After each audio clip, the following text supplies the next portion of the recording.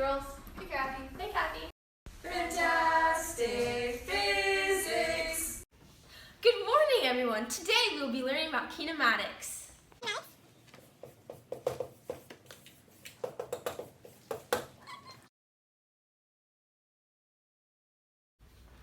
Wait, what are kinematics?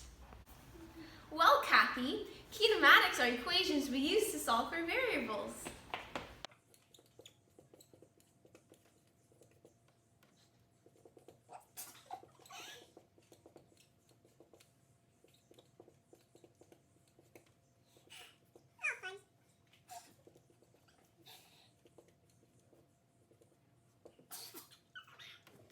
How many variables do we need to know so we can solve a kinematic equation? Well, Gina, we only need 3 of these out of the 5 to solve for another variable. Splendid! Wait, what if an object is falling off a cliff and moving horizontally? Well, Kathy, that's when you split it up into its horizontal and vertical components because it is a vector. What's a vector? Well, Gina, a vector is something with both magnitude and direction. Something to remember is that the acceleration due to gravity on the surface of Earth is 9.8 meters per second squared. Yes, Marina. What did one crazy physicist say to the other? You're a kinemaniac! Hey girls. Hey Kathy. Hey Phantastic Physics. Good morning, everybody. Quiet, because now it's like quiet. Okay. Good morning, everyone. Today we'll be learning about Newton's laws. There are 3 different laws. The first one states that an object in motion stays in motion, and an object at rest will stay at rest unless an outside force is applied to it. If an object is not moving, does it mean there's no forces acting upon it? That's incorrect, Marina, because you see, me standing on the ground, if the ground wasn't here, I would just keep falling downwards. But there's a force from the ground on my feet acting upward, which is called the normal force. And my weight acting on the ground, which is my weight. Newton's second law is F equals ma. The sum of the forces equals mass times acceleration. If I apply a force to this book, Kathy, do I add up all the forces acting on the book to find the sum of the forces? No, silly, only the forces in the horizontal direction because the verticals, normal and weight, cancel each other out. Those forces that you just said cancel each other out are equal and opposite forces, which is Newton's third law. So Marina, can you summarize Newton's laws for me, please? No, I'm a physics student, not a law student. No, Marina, Newton's laws are about physics. Hey girls. Hey Kathy. Hey Phantastic Physics. Good morning, everyone. Today we'll be learning about energy. Wow, you have so much energy today. There are 2 main types of energy. Potential energy, which is like a rock on a cliff. It has the potential to fall off the cliff. And then there's kinetic energy, which is like a cart rolling on a track. How do you find potential and kinetic energy?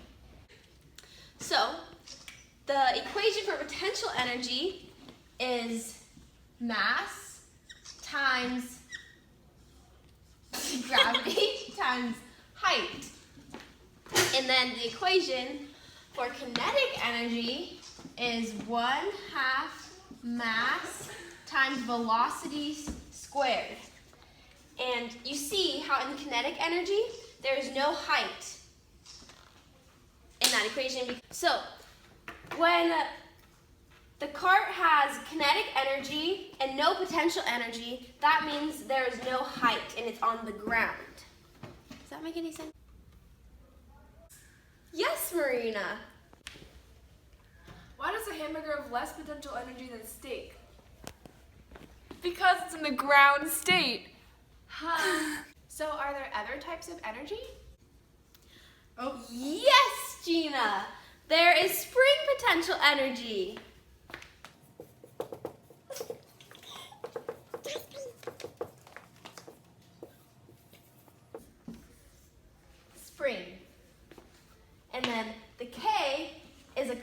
constant, and the x is the distance stretched from equilibrium. So say this is equilibrium, and we stretch the block. Hey girls. Hey Kathy. Hey, Phantastic Physics. Bling bling bling.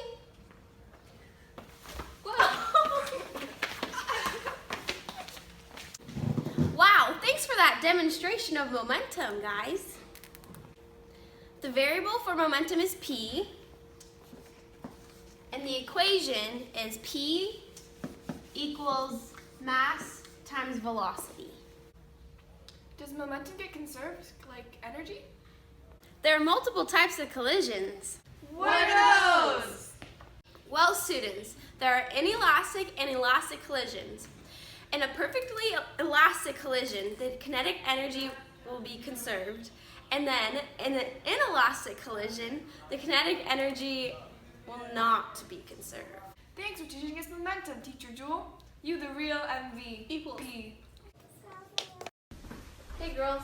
Hey Kathy. Hey, Phantastic Physics. Good morning, everyone. Today we'll be learning about circular motion.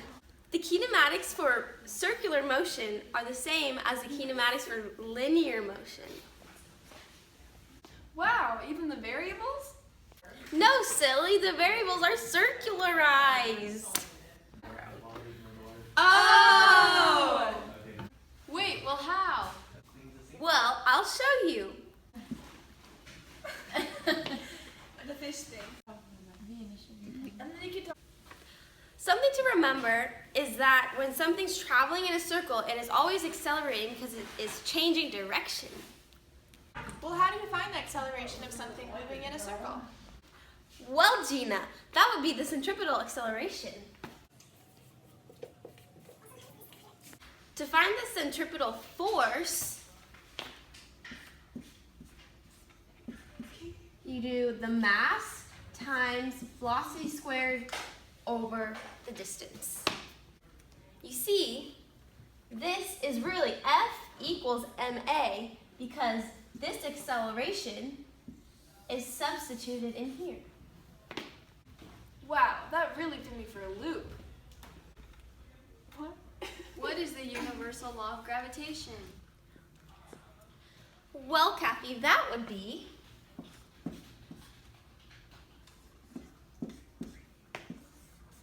G is a constant.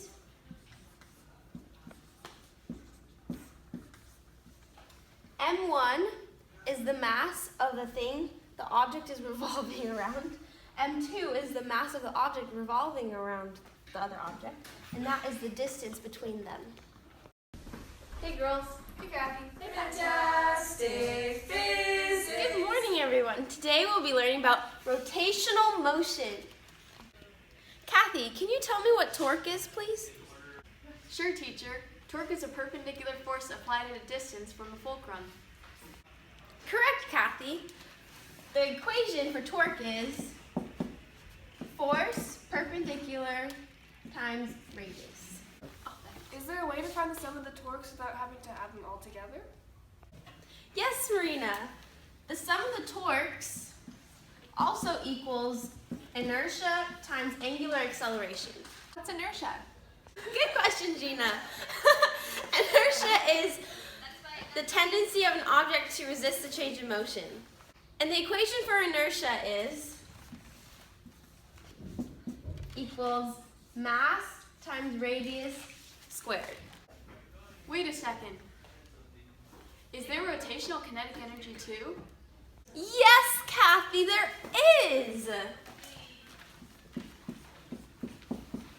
Oops.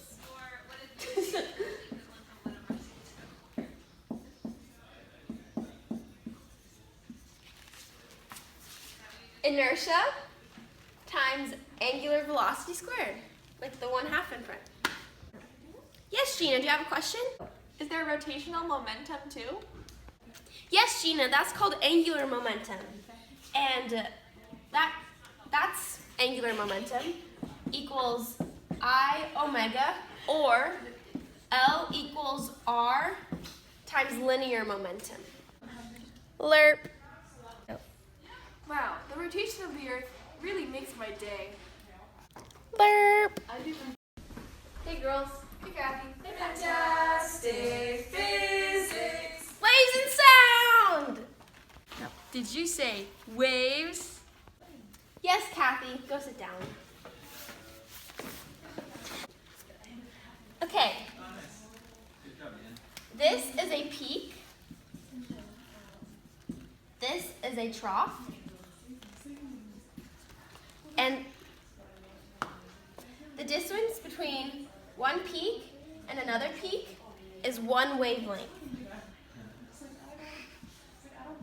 Lambda. See how this is lambda when this is the distance. But when it's time, then this becomes the period. Wave speed equals lambda wavelength times the frequency. And the frequency is 1 over the period. How do you find the velocity of a wave on a string? Well, Gina, that's a good question.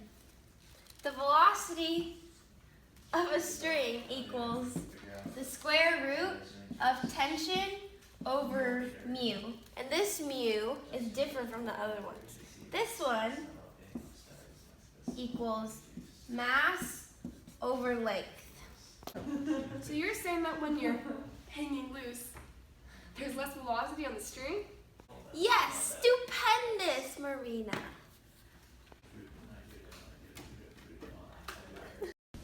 Hey girls. Hey, Kathy. Hey, Kathy. Phantastic Physics. Good morning, everyone. Today we'll be learning about electrostatics and circuits. We're attracted to each other because we're of opposite charge. Thank you, Jean and Marina, for that wonderful demonstration of the electrostatic force. The equation for the electrostatic force is